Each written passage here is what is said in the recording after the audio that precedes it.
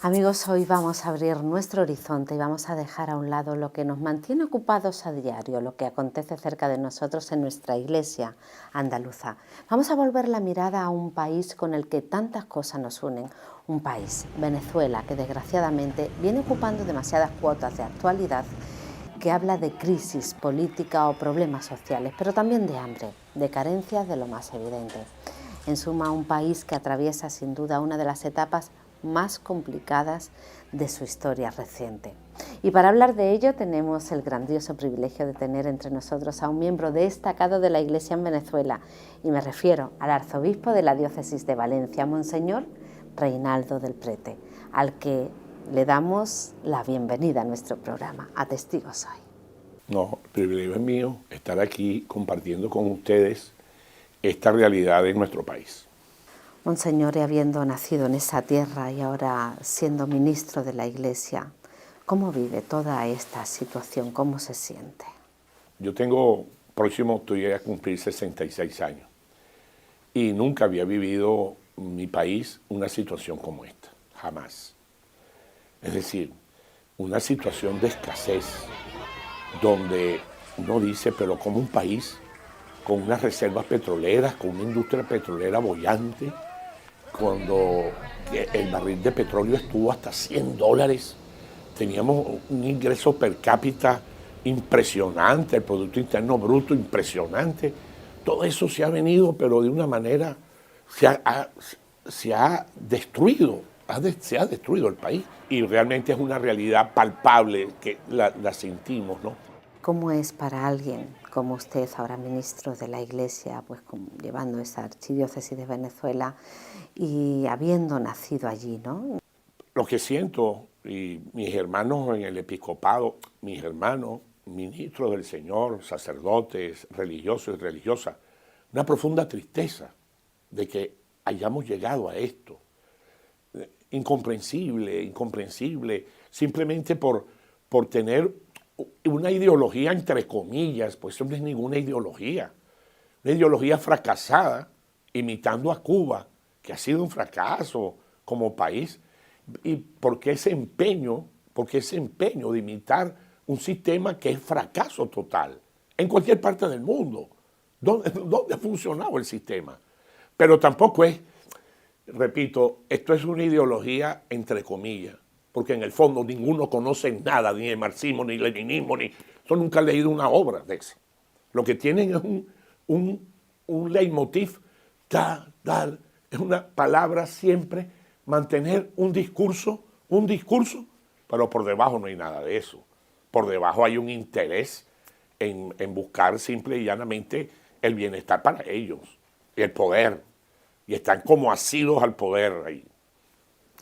Bueno, el adelanto de las elecciones presidenciales ha sido la gota que ha colmado el vaso. Sin ir más lejos, la Conferencia Episcopal ha criticado muy duramente esta decisión de la Asamblea Nacional Constituyente. Cuéntenos. Estuvimos a punto de realizar un referéndum revocatorio en el año 2016 y se podía, a escasas 24 horas, era un poquito más, de ir a recoger las firmas 20% que se necesitaban. Inhabilitaron el proceso con 2 sentencias de 2 tribunalitos, uno de mi ciudad y otro de Ciudad Guayana, diciendo que había fraude en la recolección del uno. No, es que es burda, es algo burdo, es algo la manera como esta gente hace. Se detuvo el proceso de referéndum revocatorio. Cuando correspondían la de gobernador, la retrasaron. Cuando el gobierno siente que está débil, que no va a ganar la elección, por la experiencia del 2015, que perdió la Asamblea Nacional, el Poder Legislativo, ahora, y lo han dicho, nosotros no vamos a ninguna elección que sepamos que vamos a perder. Así mismo, lo dicen, así tranquilo. Entonces, se pospuso la gobernación para cuando ellos ya tenían armado, decimos, el fraude. Bueno, es un conjunto, no es un fraude así, pero es un conjunto de hechos y de cohechos que hacen que realmente la votación sea un fraude, el sistema, un fraude. Después la de los alcaldes, lo mismo. La de presidencial es en diciembre. Ah, no, pero como ganaron las gobernaciones, vamos a hacerla ahorita, en abril. Ellos hacen con las votaciones lo que quieran, contra la Constitución. Monseñor, a finales del pasado año las agencias nos mostraron unas declaraciones del presidente Nicolás Maduro que textualmente decía que en Venezuela lo vinculado a la Iglesia Católica está contaminado. Me parece que no es el mejor punto de partida para un diálogo que redunde en beneficio de la gente, que al fin y al cabo es lo que importa. Recientemente, hará unos 2 o 3 meses, entrevistaron al presidente Nicolás Maduro. Y la entrevistadora, creo que era una mujer, no recuerdo bien, le dijo, mire, el presidente, Cáritas quiere abrir el canal humanitario, le está exigiendo al gobierno un canal humanitario para alimentos y medicina. Y él contestó, esa organización es de la Iglesia Católica. Esa organización no tiene datos fidedignos, no hay que confiar, porque la Iglesia Católica siempre, y sus obispos, siempre ha sido contraria al sistema, contraria a la revolución, contraria a la revolución. De manera que búscate otros índices de otras. Yo creo que todos, presidente, todos están dando lo mismo que está diciendo Cáritas.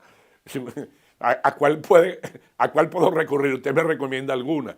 ¿A dónde yo debo ir a ver las cifras? A ver con claridad los números.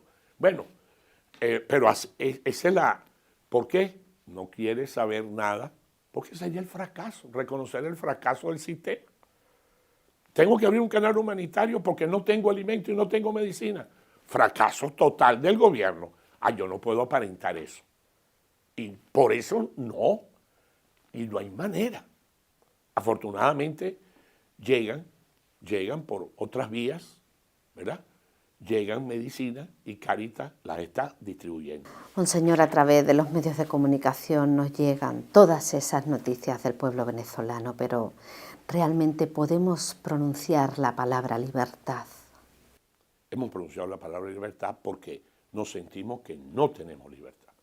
Y esa es una de las palabras más fundamentales que tenemos, democracia y libertad. Los venezolanos no estamos sintiendo democracia y libertad. Hay presos políticos, es decir, hay una cantidad de cosas. Dígame, cuando las manifestaciones de los meses del año pasado, entre febrero y abril, que hubo 127, 130 muertos, la mayoría jóvenes, que enfrentaron. Lo que querían era libertad, democracia. Y bueno, lo que recibieron fue la represión violenta, fuerte, de parte del gobierno. Hasta que, ¿cómo pudieron parar? Bueno, ahora toda manifestación va a ser controlada como un crimen militar. Tribunales militares, no vas a ir al tribunal que te corresponde como ciudadano, al tribunal civil. No. Agarrado en manifestación, tirando piedras, tirando lo que sea, va al tribunal militar y a la cárcel militar. Una cosa absurda. Entonces, ¿qué pasó? Nadie sale de su casa. Nadie amedrentado, pero total. Nadie puede salir de su casa. Hacer una manifestación, ¿para qué? Para que me pongan un juicio militar, como muchos. Y eso era cantidad. En mi ciudad, como 60 muchachos. Y personas adultas incluso, juzgadas militarmente por estar manifestando con una bandera. Hasta señoras. Después las pusieron en libertad, pero... Es decir, no está la palabra libertad en ejecución. Monseñor, y todas estas declaraciones, con el corazón totalmente en la mano, ¿pueden tener algún coste para la Iglesia, incluso para usted? Sí lo puede tener, pero ya vemos, no supiste el día 14 de enero. El 14 de enero tiene lugar en Venezuela la devoción más grande en cuanto a número en la procesión, que es la Divina Pastora, en la ciudad de Barquisimeto.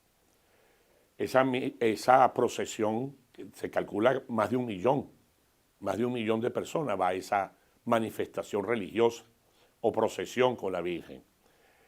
Se comienza donde ella está, en la parroquia de Santa Rosa, con una misa, en este caso celebrada por el arzobispo de Barquisimeto, Monseñor López Castillo, y culmina en la explanada de la catedral con la misa a las 6 de la tarde, que este año la celebró el que hasta no hace mucho fue secretario general de la Conferencia Episcopal Venezolana, Monseñor Basabe, Víctor Hugo Basabe, que es el actual obispo de San Felipe, que es una diócesis sufragánea del arzobispado de la metrópoli de Barquisimeto. Bueno, estuvo duro, firme. Y precisamente, ¿cuál fue el fuerte de la homilía? Ustedes, hijos de Venezuela, ustedes no tienen por qué irse del país. El que se tiene que ir del país es el que nos ha traído hasta aquí. Ese es el que se tiene que ir del país. Duro, directo. Y es la realidad. Es la realidad. Ahora, ¿qué pasó? El presidente al día siguiente dijo, ordeno al Tribunal Supremo de Justicia, a la Fiscalía, al Ministerio Público que investiguen a estos dos obispos, porque posiblemente hayan caído incursos en el delito contra el odio. ¿Sabe que publicó la ANC, ilegítima, ilegal, una ley contra el odio y la intolerancia? Pero odio, de allá para acá, de aquí para allá, ¿cómo? De allá para acá sí, todo el tiempo, un lenguaje que crispa. Entonces, no ha pasado nada. La investigación no ha sucedido. No sé si la están haciendo. Me imagino que recibieron esa... Y así es el presidente. El presidente ordena. Tribunal Supremo, Fiscalía, abran una averiguación de noticia crimini, a ver si estas personas han incurrido en el delito contra la ley del odio y así. Usted es miembro de la Conferencia Episcopal Venezolana y la Iglesia lleva muchos años denunciando las condiciones de vida de los venezolanos. ¿Qué pasa ahora? ¿Cómo están?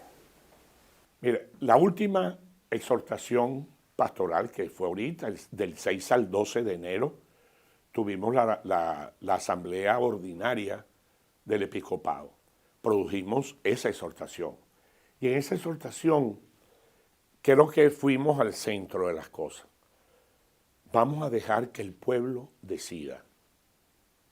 ¿Por qué en medio de estas tensiones, donde no hay posibilidad a simple vista de llegar a acuerdos ni entendimiento, vamos a hacer un referéndum, un verdadero referéndum, donde el pueblo, que tiene la soberanía, el poder lo tiene el pueblo.